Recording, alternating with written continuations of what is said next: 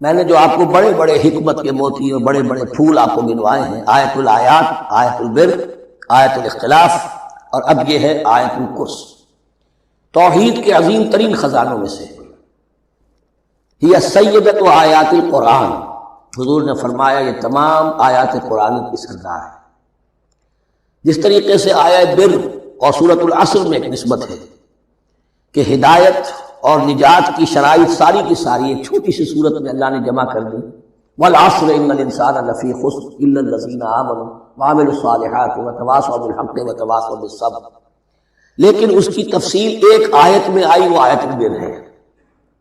چنانچہ جو منتخب نصاب ہم نے مرتب کیا ہے دعوت قرآن کے لیے، میں پہلا درس سورۃ العصر کا ہے اور دوسرا درس آیت البر کا ہے۔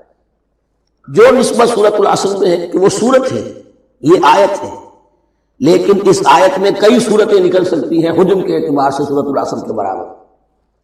یہی نسبت ہے سورہ اخلاص میں، 4 آیتیں، توحید کا عظیم ترین خزانہ، اور یہ آیت الکرسی، یہ آیت ہے سورہ اخلاص، اس میں 4 بن جائیں گی حجم کے اعتبار سے، لیکن اسے حضور نے ثلث قرآن قرار دیا ہے۔ توحید کے موضوع پر جامع ترین سورۃ الاخلاص، لیکن توحید اور خاص طور پر توحید فی الصفات کے موضوع پر عظیم ترین آیت کی آیت الکرسی۔ اللہ لا الہ الا ہو، اللہ وہ معبود برحق ہے جس کے سوا کوئی الہ نہیں، بڑا کیٹیگوری۔ الحی القیوم، وہ زندہ ہے از خود باخود، اس کی زندگی مستعار نہیں ہے۔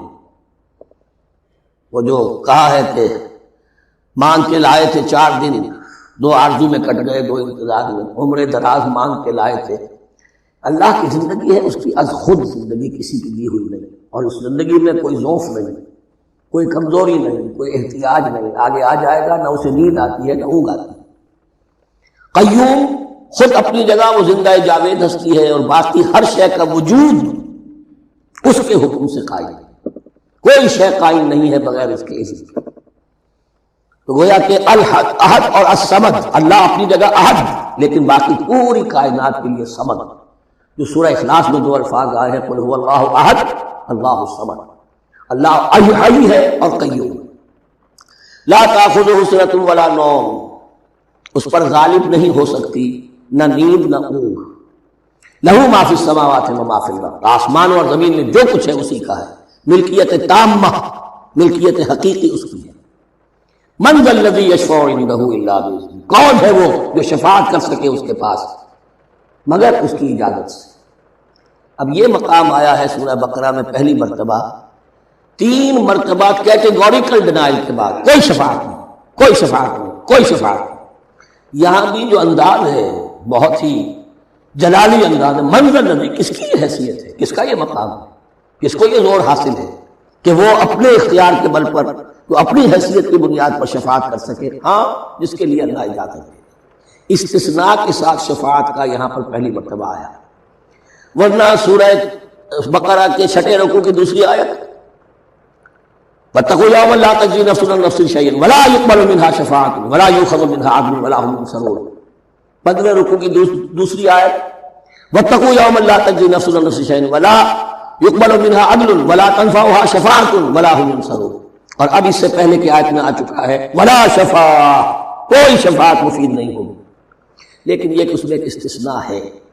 اب یہ ذرا باریک مسئلہ ہے کہ شفاعت حقہ کیا ہے، شفاعت باطلہ کیا ہے، تو دورہ ترجمہ قرآن میں اتنی تفاصیل کے ساتھ بحث نہیں کی جا سکتی، وہ ایک علیحدہ موضوع ہے، حال ہی میں نے اس پر اپنے درس میں کاٹ کرا دی۔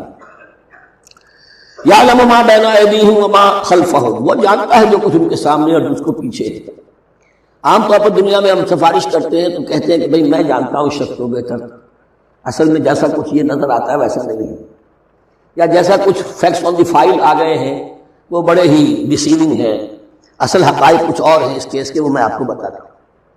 یہ بات اللہ کے سامنے کون کہہ سکتا ہے، جبکہ اللہ تو جانتا ہے جو کچھ ان کے سامنے، جو کچھ ان کے پیچھے ہے، اور ان کا حال یہ ولا یحیطون بشیء من علمہ الا بما شاء، اور وہ احاطہ کر ہی نہیں سکتے اللہ کے علم سے کسی شے کا سوائے اس کے جو اللہ چاہے۔ باقی ہر ایک کے پاس علم جو ہے اللہ کا عطائی علم ہے، دیا ہوا علم ہے، محدود علم ہے، بڑے سے بڑا رسول ہو، بڑے سے بڑا ولی ہو، بڑے سے بڑا فرشتہ ہو۔ لا علم لنا الا ما علمتنا، ہم پڑھائے 4 رکوع میں، تو کون کہہ سکتا ہے؟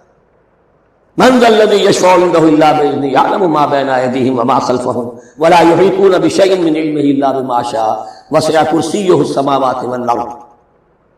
اس کی کرسی تمام آسمانوں اور زمین کو محیط ہے. اب کرسی کے دو مفہوم یہاں ہو سکتے ہیں. ایک یہ کہ اس سے جو معنی مراد ہے یعنی اس کا اقتدار، اس کی قدرت، اس کا جبر، اس کا اختیار، یہ اتھارٹی پوری کائنات کو. یہ بھی ہو سکتا ہے کہ اللہ تعالیٰ کے لیے ہم نہیں جان سکتے، یہ آیات متشابہات میں سے ہے کہ کوئی شے بھی ہو واقعتاً جس کو ہم اسے کرسی کہہ سکتے ہیں. عرش، کرسی، ان سب کے بارے میں یہ دونوں باتیں ذہن میں رکھیے. یہ بھی ہو سکتا ہے کہ ان کی کوئی مجسم حقیقت ہو جو ہمارے ذہن سے، ہمارے تخیل سے ماورا ہے. اور یہ بھی ہو سکتا ہے اس سے استعارہ مراد، اس کا اقتدار و اختیار آسمانوں اور زمین پر چھایا ہوا ہے.